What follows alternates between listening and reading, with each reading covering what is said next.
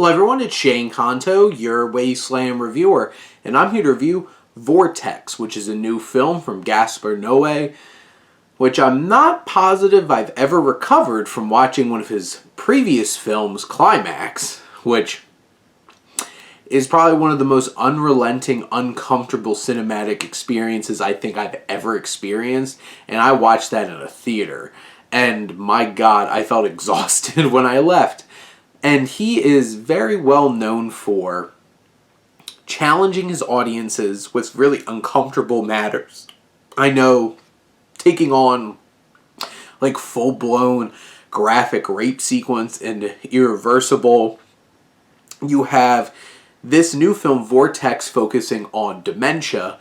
And, not only that, he also is very nihilistic and really focuses on despair, which is a perfect combination for a film about dementia. And this focuses on an older couple, played by acclaimed Giallo horror director Dario Argento and Francoise, Lebrun, and these two, Louis and Elle, are growing old together. They're losing their minds together. And you have some tender moments of lucidity between them. You also see these tragic spiraling experiences that both of these characters are going through, and both of these actors give very genuine and sincere performances because this feels very natural and raw. Visually, Noe really leans in on this dual camera shots of two frames of two cameras shooting at the same time, giving us different angles, different perspectives from the same events going on screen. And you get those, everything's perfectly framed and symmetrical. This is like depressing, color devoid Wes Anderson, basically, as you're sitting there watching each of these impeccably created framings for both of these cameras the whole entire film. And from a visual standpoint, it's really engaging and interesting, but it's also very raw, and you're in it. You feel voyeuristic, you're on top of these intimate moments. You get challenged with horrible things like this older woman playing around with a clogged toilet, and unfortunately it's pretty disgusting. You see the lengths that human beings will go to avoid experiencing any more pain and torturous trauma from a health issue like dementia.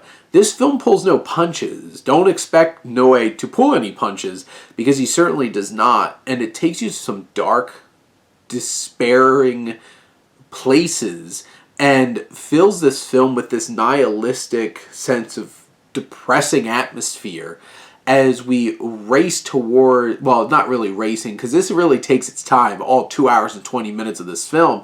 If you could sit through it, it leaves you feeling a lot of ways. Not nice ways, and not particularly warm ways. This makes you feel depressed watching this film, but it's impactful and it's insightful in terms of the spiraling decay of humanity leading up to death. And, it's not the most uplifting of ideas or themes to tackle in a film, but it is still something poignant and arresting, and Noe does a great job of doing that. Technically, it's ambitious and inspiring. From a narrative standpoint, it is loose. It is the mundane of life. And if you're not okay with that, if you're one of those kinds of people like, why would I watch something like this? I live this. Or like, I know I lived in a household with my grandmother who dealt with dementia for years up until her death. Like, I know what these things are like. And being able to see it on the screen, it's like some people aren't about that. You're looking at somebody who thought The Father was one of the best films of 2020. And it's the truth. And, you have, or 2021 when it actually released. This is a film that is not for everyone. But if you can invest in it, if you can give yourself to it, there's something impressive about this film. And you'll definitely feel a lot of things by the time you get to the end of it. But those are my thoughts on Vortex. Let me know what you think, and let's talk some movies. But thank you as always for tuning in and supporting your Wasteland reviewer.